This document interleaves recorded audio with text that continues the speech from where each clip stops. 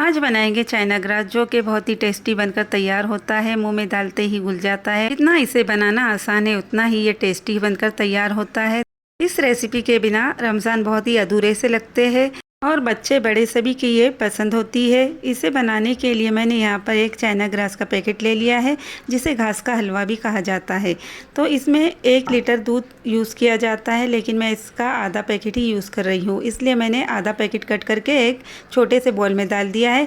China grass के अंदर मैंने आधा कप नॉर्मल पानी डाल दिया है। अब गैस के ऊपर मैंने एक पैन रख दिया है गर्म होने। उसके अंदर मैं आधा लीटर के करीब दूध डाल देती हूँ।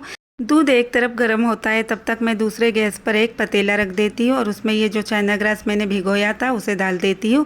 उसे स्लो फ्लेम पर अच्छी तरह मेल्ट होने देना है। इस तरीके से कुछ सेकंड चम्मच की मदद से हिलाना है, जिसकी वजह से ये आसानी से मेल्ट हो जाएगा। ध्यान रहे कि चम्मच लगातार चलाना है। तो यहाँ पर दूध भी हमारा गर्म हो चुका है अच्छी तरह और बॉयल होना शुरू हो चुका है। इस तरीके से कुछ देर चम्मच चलाना है, जिसकी वजह से मलाई बिल्कुल भी जमेगी नहीं। ठीक है, तो यहाँ पर देखिए गैस का फ्लेम स्लो ही रखना है। यहाँ पर मैंने तकरीबन 100 ग्राम चीनी ले ली थी और उसे डाल दिया है। आप चीनी अपने टेस्ट के अकॉर्डिंग कम या ज़्यादा यूज़ कर सकते हैं।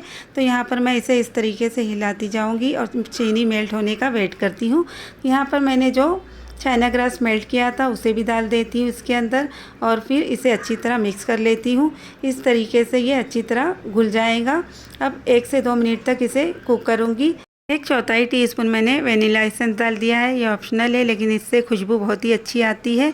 अब मैं इसके अंदर पर्पल फूड कलर यूज़ कर रही हूँ, तो 1/4 टीस्पून मैं इसके अंदर डाल देती हूँ।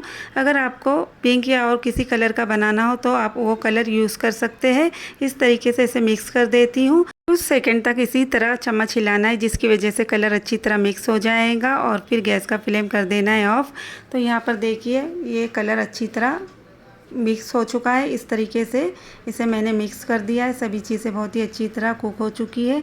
बस अब ज़्यादा नहीं पकाना है। अब एक प्लेट के अंदर मैं इसे निकाल लेती हूँ।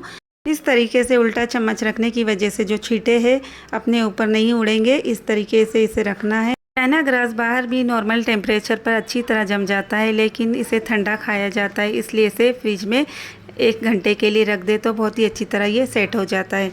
तो यहाँ पर देखिए ये अच्छी तरह सेट हो चुका है।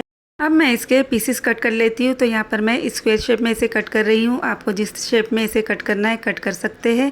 तो देखिए कितनी इजीली ये कट हो जाते हैं और इसे बनाना भी कितना आसान है। बच्चे भी इसे आसानी से बना सकते हैं। इस तरीके से ये बन जाता है। बहुत ही अच्छी तरह देखिए ये तैयार हुआ है। अब देखिए इस तरीके से पीसेस निकाल लेती हूँ। पीसेस के ऊपर आप ड्राई फ्रूट डाल सकते हैं।